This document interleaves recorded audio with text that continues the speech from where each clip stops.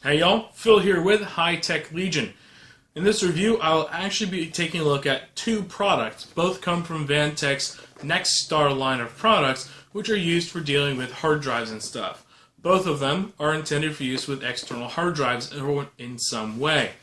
The first product converts an eSATA to a USB 3.0. This is going to kind of fill a niche gap because before we had USB 3.0, the only way to get a fast external hard drive was with an eSATA connection, which did not provide any power, and all around it was just kind of a hassle in a lot of ways. This provides us with a niche gap. You still have to provide external power to your device, but now you can connect it to any computer with any USB. This is backwards compatible with SATAs 1, 2, and 3, and backwards compatible with USB 1.1, 2.0, and 3.0. So it fills a nice little gap, especially for IT people like me, who are always having to try and fix other people's computers and recover a lot of data. Our other product that we're taking a look at is an IDE and SATA adapter to USB 3.0. Again, this one is fully backwards compatible with all USB standards 1.1, 2.0, and 3.0. It allows you to pull data off of any IDE 2.5-inch drive, IDE 3.5-inch drive, or SATA 1, 2, or 3 drive. So it'll do 1.5, 3 gigabits, and 6 gigabits per second. It's kind of nice, actually. To be honest, I wish I'd had a little product like this in the past because it would have made recovering some customers' data much easier for me. So let's take a look inside of these guys. This one, I believe, also does include a power adapter for your external devices. Let's take a look.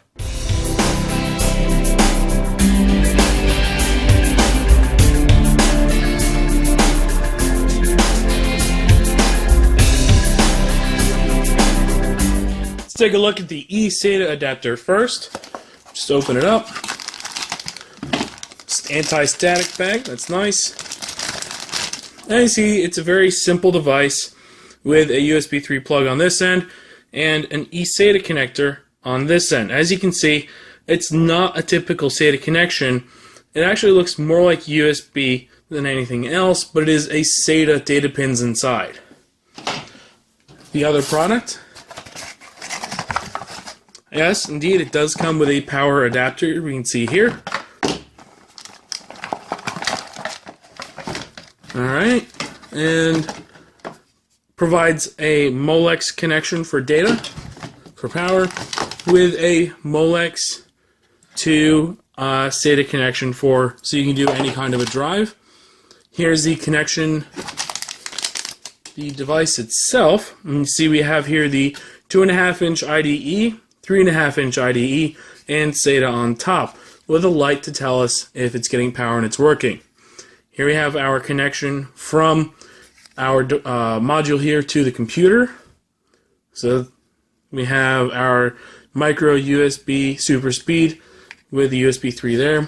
And we have a short little connector to go from, SATA connector to go from here to your drive.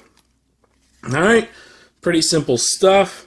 So again, this will allow you to do this combination of products will allow you to get data off of pretty much any hard drive on the market.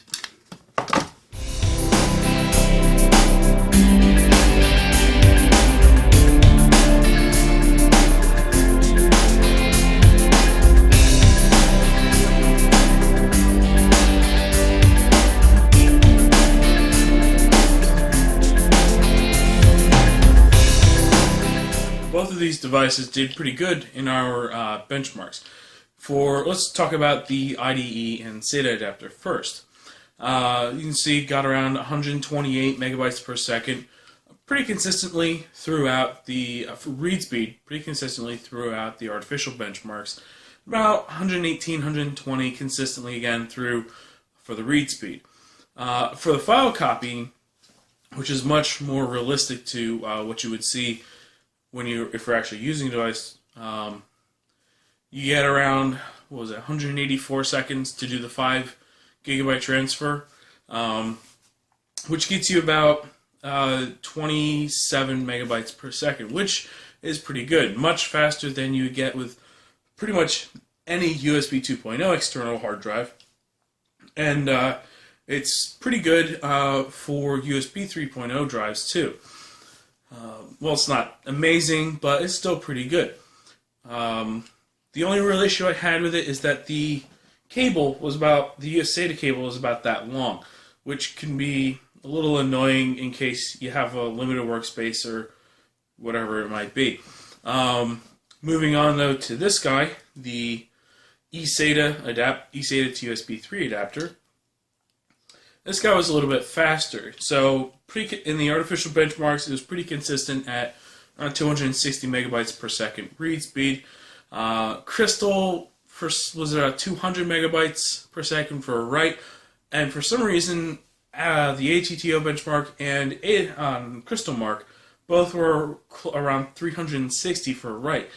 I don't really understand why. I mean, usually writing is much slower than reading, so but I repeated the test a bunch of times to try and a bunch of different settings to figure out what's going on, and it was pretty consistent. So, but moving on to the file transfer test for the Get 5 gig, it took 133 seconds, which puts it at about 38 megabytes per second, which is actually closing in on the it's actually faster than many internal mechanical hard drives, which is pretty impressive for an external device that is converting from one protocol to another. Now, I'm not sure how well that would work for the IDE side, as I don't actually even own an IDE drive that I could test. But you can rest assured, though, that no matter what with an IDE, it's going to be much slower, even if you plugged it in internally to an IDE plug on a motherboard. It's just old technology that wasn't meant to go very fast, so they didn't even build the mechanics to go that fast either. So the fact we're getting these kinds of speeds on a SATA SSD drive means it should do pretty good for your regular hard drive, SATA or IDE as well. So but overall, these guys did very good. This one, the only problem I have is that is the entire length of it. It's about less than 21 inches long, and if you want to go from a computer up to a desk, there's a pretty good chance that the height difference is going to be a bit too much for this guy to deal with. So you might have to figure out some way to finagle or move the hard drive. You might even have to set it on top of the computer case in order to use this, which is not really an ideal solution. But other than that, these guys performed really well. I'm a little disappointed that the IDE converter was a little slower than this one. It still did pretty good performance-wise as far as what it could compete with in the real world. So I'm not going to give it bad marks just because it's not the fastest thing. It's got a lot more inside going on, so probably the increased complexity might be what's slowing it down. But overall, both of them pretty good, very easy to use. Just plug it in and turn your drives on, and away you go. So there's really not much better you can do. As long as you can pull a hard drive out of a computer, you should be easily able to use one of these. So guys, once again, I am Phil with High Tech Legion. Thanks for watching. Be sure to subscribe to us on YouTube. Also check us out on Facebook and Twitter. And be sure to come visit our website at www.hightechlegion.com, where you can find all our reviews and read and see stuff, a little bit more information about what was going on. Thanks for watching. Have a great day.